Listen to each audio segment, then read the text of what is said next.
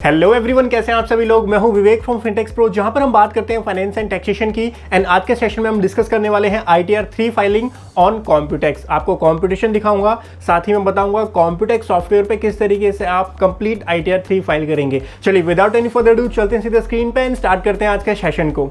Guys, session को start करने से पहले एक छोटी सी कंप्लेन। मोर देन 80% व्यूअर्स ने अभी तक हमारे चैनल फिनटेक्स प्रो को सब्सक्राइब नहीं किया। अगर आप GST, income tax, TDS, ROC, MC, intellectual property rights से related updates, notification and tutorials को चाहते हैं तो जरूर सब्सक्राइब करें हमारे चैनल फिनटेक्स प्रो को। चलिए स्टार्ट करते हैं आज के सेशन को। सबसे पहले आपको दिखाता हूं कंपटीशन। तो ये हमारी कंपटीशन है एक्सेल में जो कि हमने प्रिपेयर की है। हमारे पास सैलरी की इनकम है, PGBP की इनकम है और उसके बाद में अदर सोर्सेज की कुछ इनकम है। और इससे रिलेटेड हमने यहाँ पर शेड्यूल्स भी बनाए हुए हैं। सैलरी की इनकम यहाँ कैलकुलेट है। हाउस प्रॉपर्टी में कोई इनकम नहीं है। PNL में कोई PNL है, हमारा बैलेंस शीट है, डेप्रिसिएशन है। ITR 3 नॉर्मल तरीके से हम फाइल कर रहे हैं। डेप्रिसिएशन शेड्यूल है, यहाँ पर कैपिटल गेन है, अदर सोर्सेज है। नाउ ये पूरी कंपटीशन कैसे की जाती है एक्सेल के अंदर, इससे रिलेटेड मैंने ऑलरेडी एक वीडियो बनाई थी जहाँ पर मैंने आपके साथ डिस्कस किया था किस तरीके से आपको डिफरेंट हेड्स की इनकम को कैलकुलेट करना होता है एक्सेल के अंदर। तो आप वो वाली वीडियो रेफर कर लीजिएगा, मैं आपको नीचे पिंग कर दूंगा डिस्क्रिप्शन में, वहाँ से आप चेक कर सकते हैं। सो कंपटीशन हमारी डन है, PNL बैलेंस शीट हमारा डन है, डेप्रिसिएशन शेड्यूल हमारा डन है। हमारी जो इनकम है, सैलरी हेड की इनकम है, PGBP की इनकम है, अदर सोर्सेज की इनकम है, कुछ डिडक्शंस है, उसके बाद टैक्स की कैलकुलेशन है। सो इस तरीके से हमारी ये पूरी टैक्स का जो कंपटीशन है वो यहाँ पे ऑलरेडी प्रिपेयर है। चलते हैं सीधा कॉम्प्यूटेक्स सॉफ्टवेयर की तरफ और इस डिटेल को फिल करते हैं किस तरीके से आपको ITR फाइल करनी है कॉम्प्यूटेक्स की तरफ। सबसे पहले कॉम्प्यूटेक्स में अगर मैं बात करूं तो आपको मास्टर बनाना बहुत जरूरी है। सो मास्टर कैसे बनाते हैं उसके लिए मेरा ओवरव्यू ऑफ कॉम्प्यूटेक्स वाला सेशन आप चेक कर सकते हैं, जहां पे मैंने डिस्कस किया था किस तरीके से आपको मास्टर प्रिपेयर करने होते हैं। मास्टर के अंदर आपको सारी डिटेल्स अपने क्लाइंट्स की ऐड करनी होती है। लाइक आपको कॉन्टैक्ट डिटेल ऐड करनी है, एड्रेस की डिटेल्स ऐड करनी है, बैंकिंग डिटेल्स ऐड करनी है। इसके अलावा जो बेसिक पैन की डिटेल और बाकी बैंकिंग की डिटेल है ये भी आपको मास्टर के अंदर ही ऐड करनी होती है। सारी डिटेल्स ऐड करने के बाद में आप फाइलिंग की तरफ आएंगे और चलते हैं सीधा। अब यहाँ पर ईयर सेलेक्ट कर लेते हैं, 22-23 लेटेस्ट आपको मैं ITR फाइल करना सिखा रहा हूँ। तो यहाँ पे हमारा जो है ओपन हो जाएगा डैशबोर्ड। इसके अंदर देखिए सबसे पहले सैलरी की इनकम। तो सैलरी की इनकम अकॉर्डिंगली हम इस पर क्लिक करेंगे। फॉर्म 16 के अकॉर्डिंग जो हम सैलरी की इनकम यहाँ पर डालेंगे, और क्योंकि ये थोड़ा सा ईजी रहता है, मैंने लास्ट सेशन में डिस्कस किया था जब मैं ITR 1 आपको मैंने कॉम्प्यूटेक्स पे सिखाया था कि किस तरीके से आप यहाँ पर डेटा डालेंगे। सो एक बार अपनी सैलरी की कंपटीशन के अंदर आ जाते हैं। तो सैलरी में कोई इनकम नहीं है, हमारी टोटल सैलरी 480 की है और 50,000 की स्टैंडर्ड डायरेक्शन है। सिंपल है, कोई ज़्यादा कॉम्प्लेक्सिटी नहीं है। तो यहाँ पे जो है salary as per section number 17(1) others रहने देंगे आप। नेम ऑफ एम्प्लॉयर यहाँ पे आप डाल सकते हैं और उसके बाद में इंपोर्ट भी करना चाहते हैं NSDL का अगर फॉर्मेट आपके पास है, अदरवाइज आप मैनुअली भी डाल सकते हैं।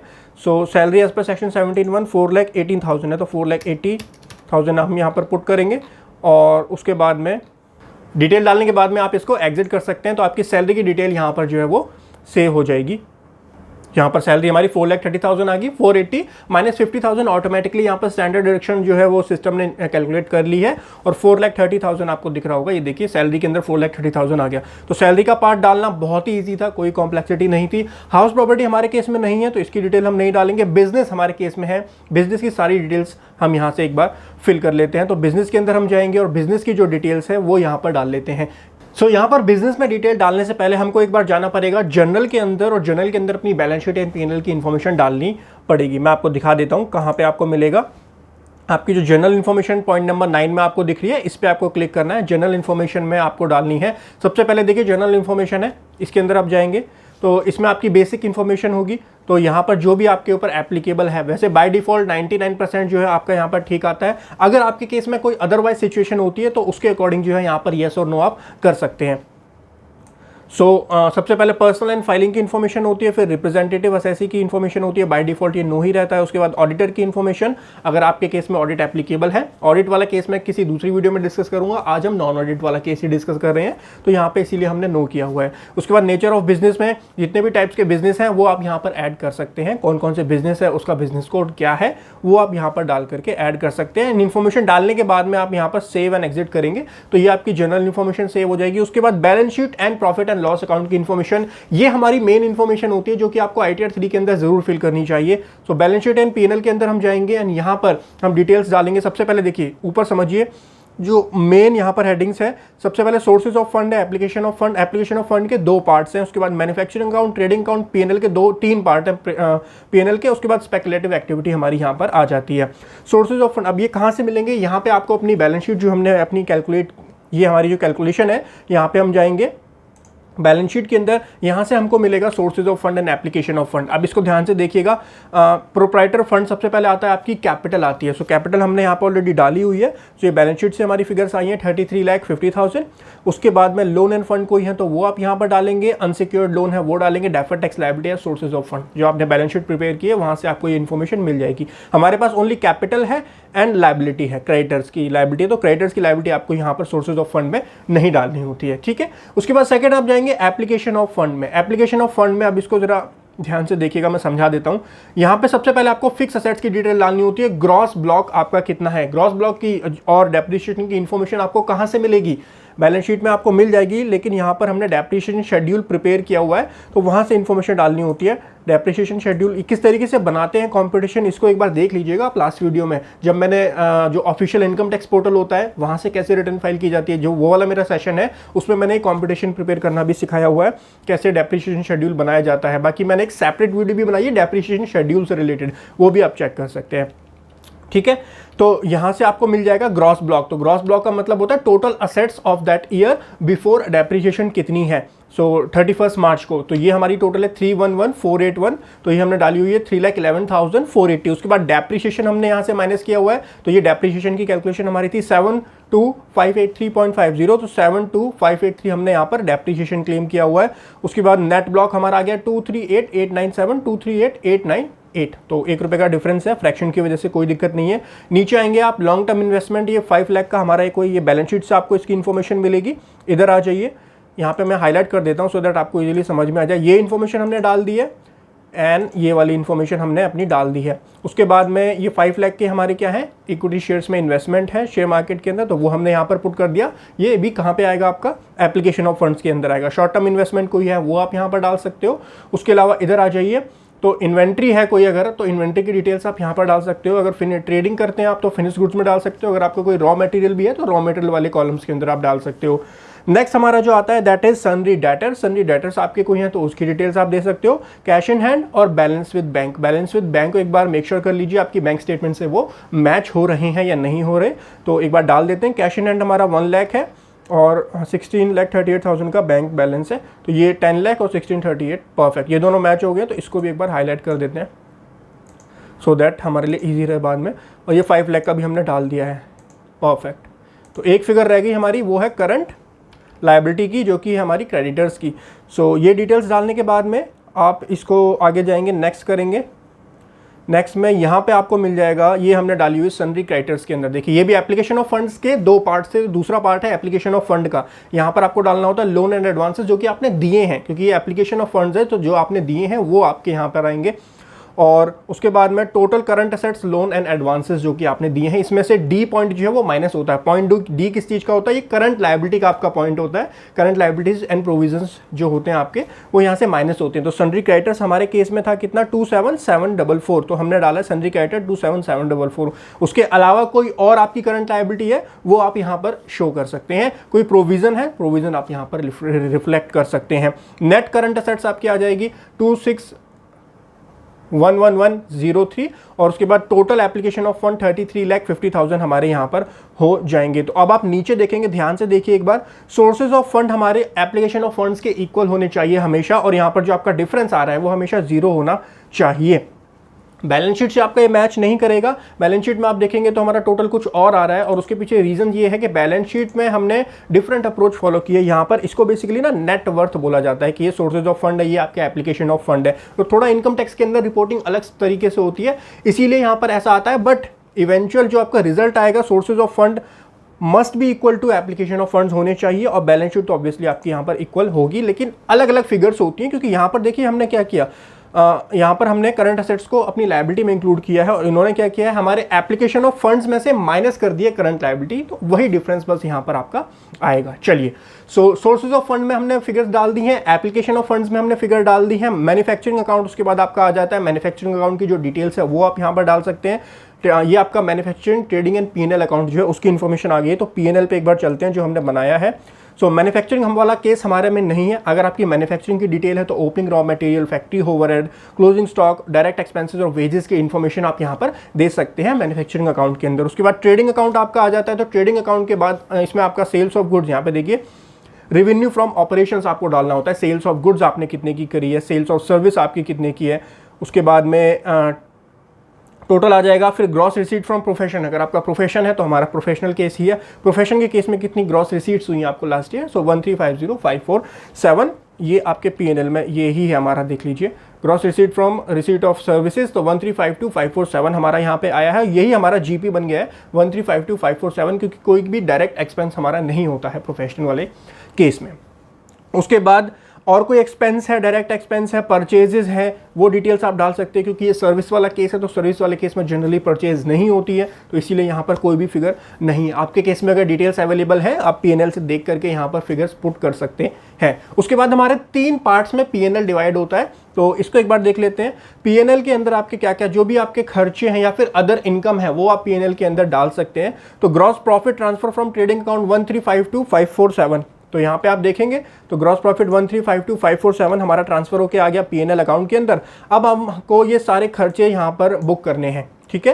तो ये सारे खर्चे आप यहाँ पर देख लीजिए, जो जो खर्चा है, rent, commission, dividend, interest, profit and sales of assets, तो जो भी आपका खर्चा है वो आप डाल सकते हैं। कोई आपकी इनकम है, अदर इनकम, वो भी आप यहाँ पर स्पेसिफाई कर सकते हैं। यानी अदर इनकम दिख रहा है आपको, वो भी आप यहाँ पर डाल करके डाल सकते हैं। उसके बाद में point 15, 16, 17 consumption of store, power and fuel है, रेंट है, रिपेयर एंड बिल्डिंग है, रिपेयर टू मशीनरी है, कंपनसेशन टू एम्प्लॉय, तो सैलरी, बोनस, तो जो एम्प्लॉय स्टाफ के एक्सपेंसेस होते हैं वो आप यहाँ पर डाल सकते हैं। तो आपको अपने रिस्पेक्टिव हेड में डालना है। हमारे पास सैलरी थी, एक सैलरी यहाँ पर 4 लाख की सैलरी हमारी थी, तो वो हमने यहाँ पर पुट की हुई है। ये वाली फिगर देखिए, 4 लाख हमने सैलरी एंड वेजेस के अंदर यहाँ पर डाला हुआ है। उसके बाद में नीचे आप जाएंगे, आपको नेक्स्ट करना है दूसरे, पहला वाला शेड्यूल हमारा हो गया है, 3 पार्ट में डिवाइड है ना जो पीएनएल, तो पहला पार्ट पीएनएल का हमने डाल दिया। जो जो रिस्पेक्टिव है, आपने रेंट पे किया है, पीएनएल से देख लो जो जो खर्चे आपको मिलते हैं वो खर्चे आप यहाँ पर रिस्पेक्टिव कॉलम के अंदर डाल सकते हो। उसके बाद नेक्स्ट में आप जाएंगे तो इंश्योरेंस कोई आपने पे किया, फिर उसके बाद workman staff compensation, entertainment expense है, हॉस्पिटैलिटी है, कॉन्फ्रेंस है, सेल्स प्रमोशन, एडवर्टीजमेंट, कमीशन, ये सारे खर्चे डाल सकते हो आप। रॉयल्टी आपने पे की है, प्रोफेशनल कंसल्टेंसी फीस आपने पे की है, कोई टेक्निकल सर्विस की फीस पे की है, hotel, boarding expense, travelling, foreign travelling, conveyance, telephone, guest house, club. तो हमारे केस में कन्वेंस था, तो कन्वेंस में हमने डाला हुआ 40,000। मैंने फिगर्स ऑलरेडी पहले से डाली हुई थी, मैं बस आपको एक्सप्लेन कर रहा हूँ। तो कॉम्प्यूटेक्स में थोड़ा सा इजी होता है, अगर आप इनकम टैक्स पोर्टल से करोगे ये काम तो वहाँ पे थोड़ा सा मतलब हल्का सा कॉम्प्लेक्स होता है। चीज़ वही है, सेम पॉइंट जो यहाँ पे वो वहाँ पे, लेकिन बस इनका रिपोर्टिंग का स्ट्रक्चर थोड़ा सा अलग होता है और हमारे जो इनकम टैक्स पोर्टल है उसका रिपोर्टिंग स्ट्रक्चर थोड़ा सा डिफरेंट होता है। बाकी आपका इवेंचुअल रिजल्ट तो सेम ही आएगा, जो आपका फॉर्म होगा या ITR भी होगी वो तो सेम ही रहने वाली है। सो जो जो इन्फॉर्मेशन है वो आप डाल सकते हैं यहाँ पर। और उसके बाद में हमारी खाली कन्वेंस एक्सपेंस का था, तो ये दूसरी वाला शेड्यूल भी दूसरा पार्ट हो गया पीएनएल का। तीसरा पार्ट हमारा आ गया। तीसरे पार्ट में आप देखेंगे तो गिफ्ट है, डोनेशंस है, उसके बाद रेट एंड टैक्सेस है, उसके बाद ऑडिट फीस आपकी आ जाती है, अदर एक्सपेंसेस थोड़ा सा इंपॉर्टेंट होता है, मैं एक्सप्लेन कर देता हूँ। काफ़ी बार ऐसा होता है कि आपके पीएनएल में ऐसे खर्चे होते हैं जो कि आपको यहाँ पर नहीं मिलते हैं। वैसे बहुत सारे एक्सपेंसेस कवर हो जाते हैं जो यहाँ पर हमको पॉइंट्स दिए होते हैं, लेकिन काफ़ी बार ऐसा होता है कि आपको वो पॉइंट्स यहाँ पर मिलते नहीं है, तो आपको वो सारी डिटेल्स अदर वाले कॉलम में, अदर एक्सपेंसेस में स्पेसिफाई करनी होती है। हमने भी यहाँ पर कुछ खर्चे अदर में क्लासीफाई किए हुए हैं, मैं आपको शो कर देता हूँ। यहाँ पे आपको डबल क्लिक करना होता है। देखिए printing and stationery, office and maintenance, ये हमको नहीं मिला था वहाँ पर, तो हमने क्या किया, ये जो हमारी कंपटीशन है यहाँ पे आप देखिए, printing and stationery 50,000, office and maintenance 1 lakh रुपये, ये हमने अदर के अंदर यहाँ पर पुट कर दिया और हमारा ये टोटल यहाँ पे आ गया है। ठीक है, ये करके आप एग्जिट करेंगे तो आपके अदर के अंदर ये चीज़ ऐड हो जाएगी। बैड डेट कोई है वो आप यहाँ पर डाल सकते हैं, प्रोविजन फॉर बैड डेट है, अदर प्रोविजंस है। उसके बाद इंटरेस्ट कोई आपने पे किया वो, डेप्रिसिएशन एंड अमोर्टाइजेशन इंपॉर्टेंट है, यहाँ पर जरूर डालिएगा। ये आपका डेप्रिसिएशन कितना है 72,584, ये आपकी as per books, depreciation as per books आपको यहाँ पर डालना है। तो जो हमारी बुक्स के अकॉर्डिंग आया 72,584। अब एक चीज़ को ध्यान से समझिए, जो आप अपनी बुक्स के अकॉर्डिंग डेप्रिसिएशन डालते हो वो डिसअलाउ कर दिया जाता है इनकम टैक्स के प्रोविजंस के अकॉर्डिंग, और आपको एक डेप्रिसिएशन शेड्यूल फिल करना होता है। अभी सिखाऊंगा मैं थोड़ी देर में कैसे आपको फिल करना होता है, तब आप जो है एक्चुअल डेप्रिसिएशन क्लेम कर पाते हैं। ठीक है, सो ये डेप्रिसिएशन हमारा आ गया, और उसके बाद ये हमारे प्रॉफिट्स आ गए। Balance carry forward to proprietor capital account 689963। तो यहाँ पर आप देखेंगे 689963 बिल्कुल परफेक्टली हमारा प्रॉफिट जो है वो मैच हो गया है, जो हमारा प्रॉफिट आया है। तो तीनों डाल दी। उसके बाद स्पेकुलेटिव एक्टिविटी हमारे केस में नहीं है, तो हम यहाँ पे कुछ भी नहीं डालेंगे। आपके केस में है तो स्पेकुलेटिव एक्टिविटीज़ के लिए आपको अलग से अकाउंट बनाने पड़ते हैं। जैसे अगर आप शेयर मार्केट में ट्रेडिंग करते हैं, आपने इंट्राडे ट्रेडिंग की है, तो उस सिचुएशन में आपको जो है यहाँ पर डिटेल्स डालनी होती है। उसके लिए मैं सेपरेट वीडियो बना दूंगा, शेयर मार्केट की जो ITR कैसे फाइल करनी होती है, कैसे आपको स्पेकुलेटिव बिजनेस जो है वो कॉम्पिटिशन करनी होती है, उसके लिए हम किसी सेपरेट सेशन में डिस्कस करेंगे। आज नॉर्मल बिजनेस की हम बात कर रहे हैं। सारी डिटेल्स डालने के बाद आप यहां से एग्जिट कर सकते हो। आपने बैलेंस शीट और P&L, दो मोस्ट इंपॉर्टेंट इंफॉर्मेशन जो होती हैं वो हमने यहां से डाल दी हैं। उसके बाद हम जाएंगे 44AD। अभी आपको थोड़ी देर में डेप्रिसिएशन शेड्यूल भी मैं समझाऊंगा। 44AD में हम कुछ नहीं डालेंगे क्योंकि 44AD हम ऑप्ट नहीं कर रहे, हमने P&L बैलेंस शीट की डिटेल डाल दी है। ना हो सकता है कि आप किसी ऐसे क्लाइंट की फाइल कर रहे हो जहां पर बैलेंस शीट P&L नहीं है और आप प्रिजम्पटिव टैक्सेशन में जाना चाहते हो, तब आपको बैलेंस शीट P&L में कुछ भी नहीं डालना, आपको 44AD में डालना होता है। ठीक है, जो ITR 4 फाइल होती है वो 44AD के अंदर होती है।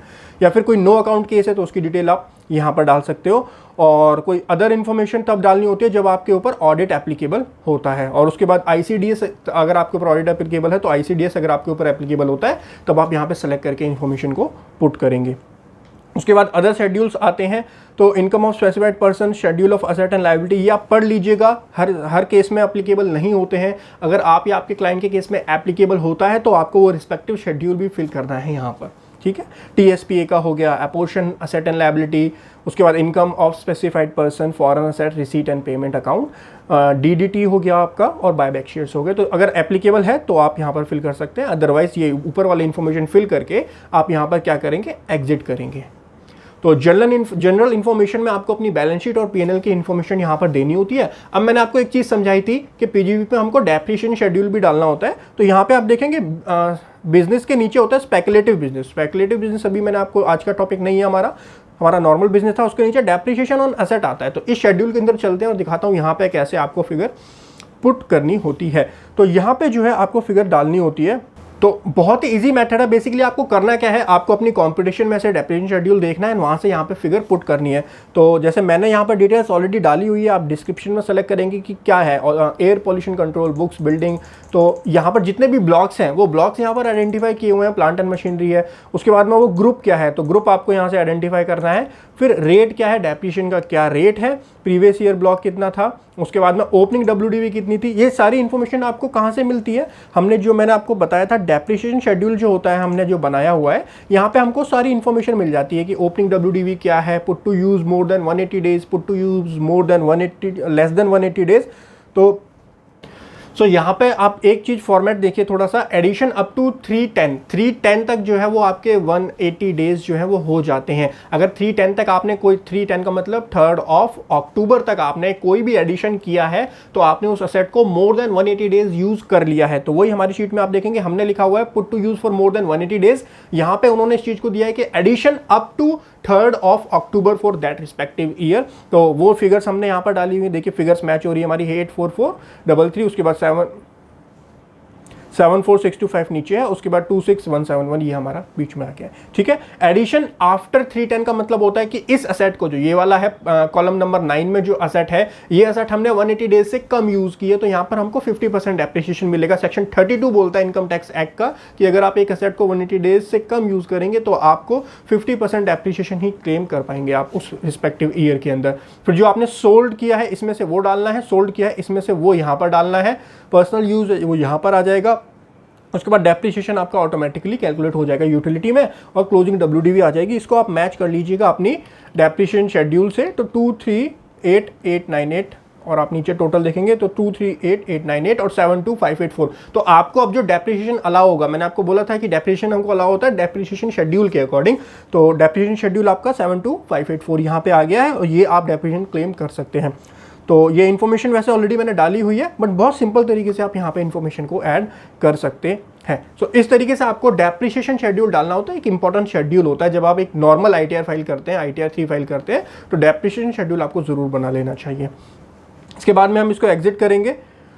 सो डेप्रिसिएशन की डिटेल्स हमने यहाँ पर डाल दी हैं। अब डेप्रिसिएशन की डिटेल डालने के बाद आप देखेंगे यहाँ पे आपका डिडक्शन जो है वो मिल जाएगी आपको। आप बिजनेस के अंदर जाएंगे तो बिजनेस के अंदर आप देखेंगे तो आपका P&L अकाउंट से देखिए यहाँ पर हमारा जो प्रॉफिट है, particular profit as per P&L account हमारा कितना आ गया 689963, और उसमें से जो डेप्रिसिएशन है वो डेबिट है कितना 72584, depreciation allowable as per income tax act. यहाँ पर आपको कुछ भी नहीं डालना है। अगर हमने जो अभी भी चार्ट प्रिपेयर किया है वहाँ से ऑटोमेटिकली वो फिगर एडजस्ट हो जाएगी। यहाँ पर जब आप फिगर डालने जाओगे तो आपको एक नोटिफिकेशन आएगी। नोटिफिकेशन में दिखा देता हूँ, please don't enter amount in depreciation allowable as per ITA act input. If depreciation chart is not prepared then this amount will not be included in e return. इसका मतलब आपके लिए इंपॉर्टेंट है क्या कि डेप्रिसिएशन चार्ट जो है उसमें आपको फिगर्स अपनी सारी यहाँ पर डालनी पड़ेगी। सो यहाँ पे आप नीचे इनकम देखेंगे तो हमारी इनकम देखिए यहाँ पे कितना दिखा रहा है। यहाँ पे हमारी इनकम दिखा रहा है 762,547 की हमारी इनकम दिखा रहा है 7,62,000, यानी इसको ऐड करके प्रॉफिट में डेप्रिसिएशन ऐड कर दिया जो हमने अपनी बुक्स में क्लेम किया था। लेकिन हमने अपना डेप्रिसिएशन चार्ट जो है वो ऑलरेडी बना दिया है, उसमें डिटेल डाल दी है, इसलिए जब आप यहाँ पर प्रॉफिट देखेंगे तो हमारा यहाँ से वो एडजस्ट हो गया है। जो हमारा डेप्रिसिएशन था, डेप्रिसिएशन हमारा यहाँ से एडजस्ट हो गया 689963 हमारा जो है नेट प्रॉफिट यहाँ पे आया है। उसके बाद में एक अदर सोर्सेज की भी कुछ डिटेल थी, तो अदर सोर्सेज हम कहाँ डालेंगे, यहाँ पर डालेंगे W के अंदर other sources exempt special rate income आपको यहाँ पे डालनी होती है। तो यहाँ पे आप जाएंगे नीचे, ये रहा, तो interest on saving bank account आपको दिख रहा होगा, तो हमारे केस में सेविंग बैंक अकाउंट का इंटरेस्ट ही था। अदर सोर्सेज के अंदर आप देखेंगे तो सेविंग बैंक अकाउंट का ये पूरा इंटरेस्ट था, तो वो इंटरेस्ट हमने यहाँ पर पुट कर दिया। उसके बाद कोई और आपकी इनकम है तो वो भी आप यहाँ पर डाल सकते हो। कोई एग्जम्प्ट इनकम है तो वो भी आप यहाँ पर सेक्शन 10 की इनकम को यहाँ शो कर सकते हो।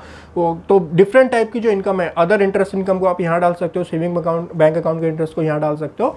तो जो भी अदर सोर्सेज की इनकम है वो आप यहाँ पर एंटर कर सकते हो। डिटेल्स एंटर करने के बाद में हम एग्जिट करेंगे। तो हमने अपनी तीनों इन्फॉर्मेशन डाल दी है। देखिए मेनली क्या क्या इन्फॉर्मेशन हमने पुट की है ITR 3 के लिए, सैलरी की इन्फॉर्मेशन डाली है, साथ में अपने बिजनेस की इन्फॉर्मेशन डाली है, बिजनेस में हमने बैलेंस शीट P&L डाला है, और साथ ही में डेप्रिसिएशन चार्ट हमने यहाँ पर डाला है। अदर सोर्सेज की इन्फॉर्मेशन हमने यहाँ पर एंटर कर दी है। ठीक है, तो इनकम की डिटेल हमने सारी की सारी यहाँ पर पुट कर दी है। अब चलते हैं, इनकम के बाद डिडक्शंस की डिटेल्स भी आपको डालनी होती है। कॉम्पिटिशन में आप देखेंगे इनकम के बाद में आपको डिडक्शंस भी क्लेम करनी है।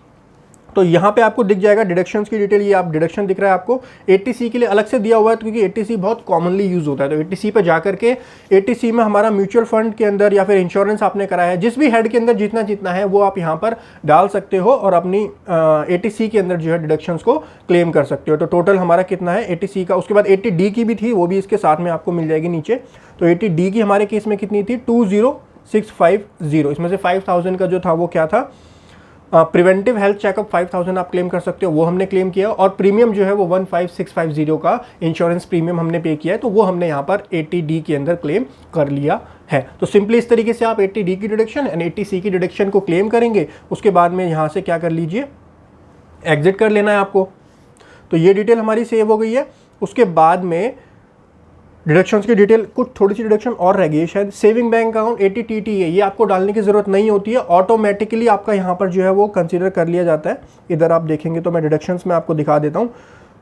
डिडक्शन जो है वो हमारी कितनी है 1,80,650। 80TTA की डिडक्शन डालने की जरूरत नहीं है। अगर आपने वहाँ पर जो हमने अदर सोर्सेज में डाला था वो सेविंग बैंक अकाउंट के अंदर डाला है फिगर, तो ऑटोमेटिकली यहाँ पर वो आपकी डिडक्शन क्लेम कर लेगा। इसका टोटल करेंगे आप तो 1,80,650 आ रहा है, 1,80,650। यानी जो हमारी सेविंग बैंक अकाउंट की इंटरेस्ट, देखिए जब मैं डिफरेंस बता देता हूँ, जब आप इनकम टैक्स पोर्टल पे ये काम करते हैं तो आपको 80TTA की डिडक्शन अलग से डालनी पड़ती है, वहाँ पे इन्फॉर्मेशन देनी होती है। कॉम्प्यूटेक्स में अगर आपने अदर सोर्सेज के अंदर सेविंग बैंक अकाउंट के अंदर कोई इन्फॉर्मेशन दी है, तो हमारे केस में हमने 20,000 के अप्रॉक्स जो है वो अपना इंटरेस्ट शो किया था, तो मैक्सिमम 10,000 जो है वो अलाउ होता है, तो वहाँ यहाँ पर ऑटोमेटिकली एडजस्ट हो जाता है। तो ये चीज़ थोड़ी सी कॉम्प्यूटेक्स की अच्छी होती है कि काफ़ी सारे काम ये अपने आप ही कर लेता है।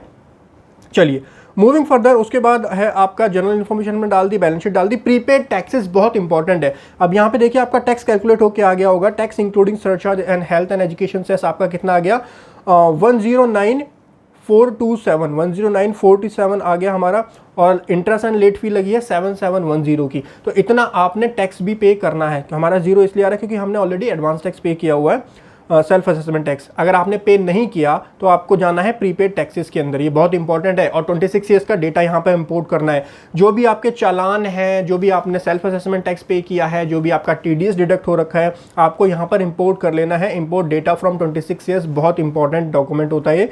और यहाँ से आप इंपोर्ट कर सकते हैं अपने डेटा को, अपना पासवर्ड डाल करके, एंड उसके बाद यहाँ पर आप इंपोर्ट कर सकते हैं अपने डेटा को। मैंने ऑलरेडी यहाँ पर इंपोर्ट किया हुआ है, हमारा एक चालान था वो यहाँ पर ऑलरेडी आ गया है। अगर आपके केस में आपका कोई टैक्स बनता है तो पहले NSDL की वेबसाइट नहीं, यहाँ से भी आप वैसे टैक्स पे कर सकते हैं। मैं आपको टैक्स पेमेंट दिखा देता हूँ कैसे करेंगे आप। एक सेकेंड रुकिए। डायरेक्ट मतलब आपको वहाँ जाने की भी ज़रूरत नहीं है। नीचे आपको चालान दिख रहा होगा, तो चालान पे आप क्लिक करेंगे और उसके बाद में जितना भी आपका टैक्स बन रहा है वो आप यहाँ पर आपको देना है। सेल्फ असेसमेंट टैक्स आप पे कर रहे हैं, एडवांस टैक्स, क्या नेचर ऑफ टैक्स है। तो सेल्फ असेसमेंट टैक्स होता है जब हम ITR के साथ में पेमेंट करते हैं।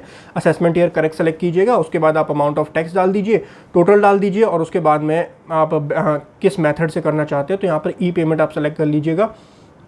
E-पेमेंट के बाद में अपना बैंक नेम सेलेक्ट कीजिए, डेट आपकी आज की आएगी, और उसके बाद क्लिक हेयर फॉर E-पेमेंट आप यहाँ से कर सकते हैं।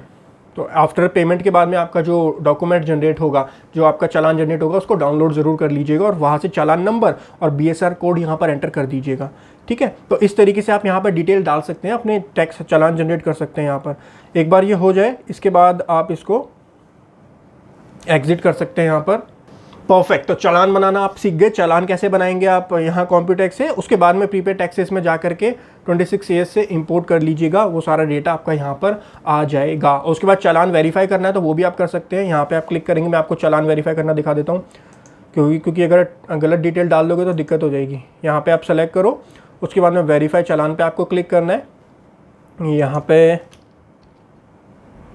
SNRX इसको आप वेरीफाई करेंगे तो स्टेटस एट NSDL अमाउंट जो हमारा मैच हो चुका है। ठीक है, तो एक बार वेरीफाई भी कर लेना जो आपने चालान पे किया है। अच्छा, एक चीज़ ध्यान रखना कि ये थोड़ा सा टाइम लग जाता है, 2 से 3 दिन का टाइम लग जाता है 26 ईयर्स में आने में। तो अगर आपने आज ही चालान बनाया है तो ये वेरीफाई नहीं होगा, आपका 2 से 3 दिन के बाद में वेरीफाई होगा। बट कोई दिक्कत नहीं है, आप डिटेल डाल के, अगर आपने डिटेल यहाँ पे करेक्ट डाली है तो वो प्रोसेस हो जाएगा, कोई दिक्कत नहीं आएगी। एक बार डिटेल्स को अच्छे से चेक कर लेना, जो सीरियल नंबर होता है और BSR कोड जो होता है ये आपने करेक्ट डाला हो, यहाँ पे कोई गलती नहीं होनी चाहिए। और क्योंकि on the hand to hand यहाँ पर नहीं होता, रियल टाइम में नहीं होता, 2 से 3 दिन का टाइम लगता है 26 ईयर्स में आने में। तो जब 26 ईयर्स में आता है तभी आप यहाँ से वैलिडेट वेरीफाई कर पाते हैं चालान को, तो इस चीज़ का भी ध्यान रखिएगा। ठीक है जी, हमने प्रीपेड टैक्सेस में आगे डिटेल्स डाल दी है सारी। उसके बाद में आप देखेंगे तो कोई भी हमारा टैक्स नहीं बन रहा, टैक्स पेबल और रिफंड हमारा यहाँ पे 0 बन रहा है। जितना हमारा टैक्स था वो हमने टैक्स की पेमेंट कर दी है। सारी डिटेल्स डालने के बाद में एक बार कॉम्पिटिशन को PDF में या फिर वर्ड में, जिस भी फॉर्मेट में आप देखना चाहते हो, जनरेट करके चेक कर लेना कि क्या किस तरीके की आपकी कॉम्पिटिशन है, क्या क्या डिटेल्स आपने डाली हैं। और साथ ही में यहाँ से एक बार लॉगिन कर लेना, इंपोर्ट एंड डाउनलोड कर लेना TIS एंड AIS, और एक बार लॉगिन करके इनकम टैक्स पोर्टल पे भी AIS चेक कर लेना कि कहीं कंपटीशन के अंदर कोई ऐसी इन्फॉर्मेशन आपने मिस तो नहीं कर दी जो कि आपके AIS में आ रही है, आपके TIS में आ रही है, लेकिन आपने उसको अपनी कंपटीशन में नहीं डाला है। तो एक बार ये चीज़ भी चेक कर लेना, मेक श्योर कर लेना। ये आप डायरेक्टली इनकम टैक्स पोर्टल से जा करके चेक कर सकते हो। यहाँ से इंपोर्ट एंड डाउनलोड फैसिलिटी अभी इतने अच्छे से काम नहीं कर रही है कॉम्पिटेक्स की, तो इनकम टैक्स पोर्टल से जाके आप ये वाला काम कर सकते हो। वहाँ से चेक कर लो कि AIS में कोई ऐसी इन्फॉर्मेशन आपने मिस तो नहीं कर दी है। सारी इन्फॉर्मेशन चेक करने के बाद में एक बार देख लो असेसमेंट ईयर कौन सा है, डिटेल सारी ठीक है या नहीं है, कॉम्पिटिशन से मैच कर लो। उसके बाद में आप क्या कर सकते हो, आपको जाना है फिर रिटर्न फॉर्म, आपको दिख रहा होगा, रिटर्न फॉर्म में आप जाएंगे एंड यहाँ पे सबमिट रिटर्न पे आपको क्लिक करना है, उसके बाद में वेरीफाई कर देना है अपनी रिटर्न को। तो इस तरीके से नॉन ऑडिट वाला केस हमने आज डिस्कस किया, किस तरीके से आप सारे डेटा को फीड करेंगे कॉम्प्यूटेक्स के अंदर और अपनी ITR फाइल करेंगे। तो कॉम्प्यूटेक्स जो है उससे थोड़ा सा ईजी रहता है as compare to income tax का जो ऑफिशियल पोर्टल होता है। होप शो आपको ये सारी इन्फॉर्मेशन जो समझ में आई होगी। कोई भी आपका डाउट रहता है तो नीचे कमेंट सेक्शन में आप पूछ सकते हो। और साथ ही में जाते जाते 80% व्यूअर्स ने अभी तक चैनल सब्सक्राइब नहीं किया, please do consider for subscribing. इसी तरीके की इंपॉर्टेंट ट्यूटोरियल्स हम लेके आते रहते हैं अपने चैनल फिनटेक्स प्रो के ऊपर। आशा करता हूँ गाइज आपको सेशन पसंद आया होगा। Thank you so much for joining today session. Have a great time. हंसते रहिए, मुस्कुराते रहिए। Bye bye, take care.